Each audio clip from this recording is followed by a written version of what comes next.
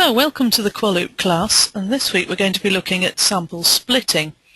The point of sample splitting is you have a certain number of physical samples which are associated together in a batch record. So you're looking at a batch record at the moment. I've not added any samples to it yet. And your samples, the physical containers of your samples, whether it be in a bottle or a packet or something, you might have a need to split these up into smaller quantities. Possibly one sample has got to be subjected to different testing, so a certain portion of it will go to a different lab, or a portion of it will go off to another instrument to be tested. So if you actually physically split the sample up into other components, Qualoupe allows you to split the sample record at the same time, but it retains traceability at all times because of the way the samples are numbered. So if I put some samples on this batch, so we'll add samples, and let's have 6 samples. Our material here is raw material. Here's our 6 samples. Save changes. I'm just going to adjust the screen so we see a bit more of the bottom bit. Right, okay, so say we have our first sample here of raw material, and we want to split that and send it off for some additional analysis. So it's already got our raw material analysis, whatever that composes. So if we highlight the record and click on the Split Samples button, we can say how many splits do we want. So if I say 3 and split, at this point in time it hasn't actually created the samples. This, if you like, is a preview of the samples it's going to create. So it's going to create 3 splits, and temporarily they're labelled split 1 to 3. So if I highlight the first one, I can say, well, that one I wish to have some, I'm going to use sample testing, and I'm going to say I want chemical analysis done on that portion. The second one, I could say, right, I'll go back into here and we'll use sample testing again, but this one is going to be subject to microanalysis. And finally, the third one, sample testing, and this one can have physical analysis. So having done that, I've said, right, I'm having 3 splits. This is what I want each of the splits to be. If I go down here and click on Save, you can see this is my original sample I had highlighted.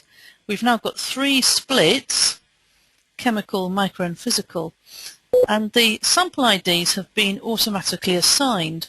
So if you recall from the batch class, the sample IDs have been set up to have the batch ID followed by zeros, 1 for the first sample, 2 for the third sample, etc.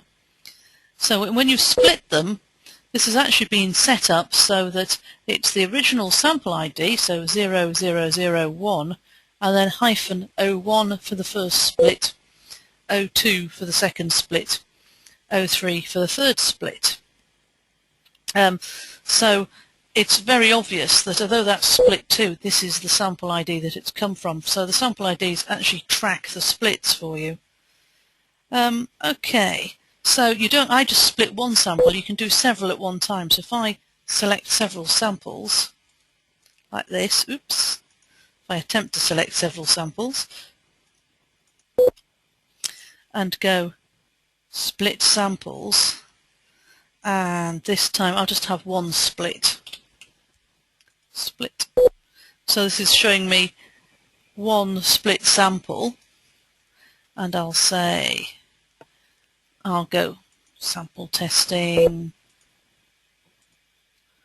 chemical analysis. I should say at this point that you can use you can put other data in here as well. For example, you can put some remarks in as to why you've split it. You could change the status to P, so your splits go in as a status P. But I'm just going to leave all of that for now. If I say save,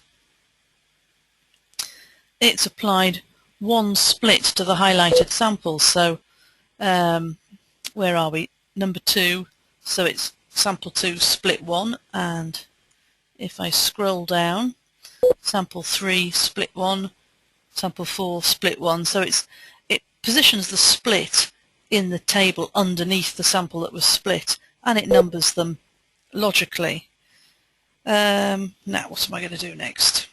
Okay, so I'm going to, you can also split samples that have been split. So if I highlight sample 2 split 1 and go split samples, I shall add 5 different splits, split, highlight the first one, and I'll say sample testing, and this one can be microanalysis. There's a button here, apply to all split samples. So if I do that, I'm going to create 5 identical splits. So save.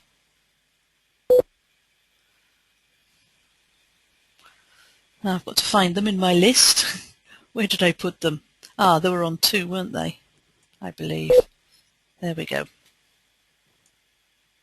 Remember, it was a split of a split. So the original sample was 0002. The first split was 00021, and then I've got 1, 2, 3, 4, 5 splits on that split. So the sample ID builds up to we've got batch number, sample number, first split number, second split number. So in theory you could keep on doing this indefinitely as long as you've got samples to split. So the scenario for this, I guess, is that the first sample's been split, the first split has been sent off for chemical analysis. Some of that physical sample has been left over, so it's then been sent off for microanalysis, and they've divided it into 5, possibly to do 5 different tests on it. But it's all the same sample, and that's all retained in the sample ID.